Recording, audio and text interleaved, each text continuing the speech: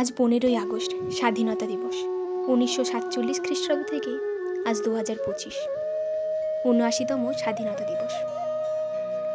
এই দেশকে স্বাধীন করার জন্য যেসব শহীদেরা, বীর পুরুষেরা নিজেদের আত্মবলিদান করেছেন, তাদের প্রতি শ্রদ্ধাঞ্জলি এবং প্রণাম জানিয়ে আমার লেখা একটা ছোট্ট আবৃত্তি আমি পাঠ করে শোনাতে চাই।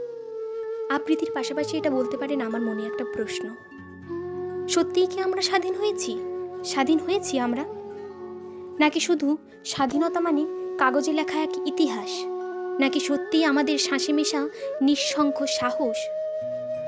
যদি নারী আজও ভয় পায় রাতের পথ, যদি কুকুরেরা পায় না স্বাধীন পথ, তবে কি আমরা সত্যিই মুক্ত?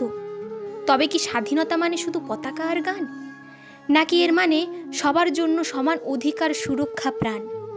যে সমাজে অন্যায়ের মুখ খুললে নীরব করা হয়, যে সমাজে দুর্বলকে তুচ্ছ মনে করে দমিয়ে রাখা হয়, যে সমাজে স্বাধীনতা কেবলই এক অভিনয় মঞ্চের আলো, কিন্তু ভেতরের অন্ধকারে নারীদের শরীর নিয়ে খেলা হয়, যেখানে হচ্ছে না পাপীদের বিচার, সেখানে নীরবতা মানে অপরাধের আচার।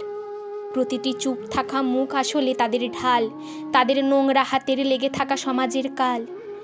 সেখানে পথমাঝে করছে আমাদের অবলা প্রাণীরা রক্ষা, তাদেরই বলা হচ্ছে তারাই নাকি দেশের সবচেয়ে বড় সমস্যা।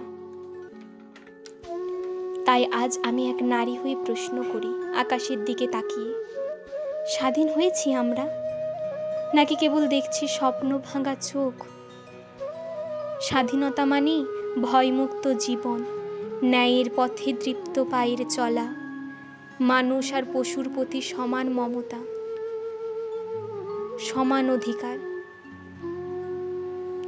এগুলি যখনই আমাদের চোখে পড়বে, সত্যিই তখন বলবো আমরা স্বাধীন হয়েছি, সত্যিই স্বাধীন হয়েছি।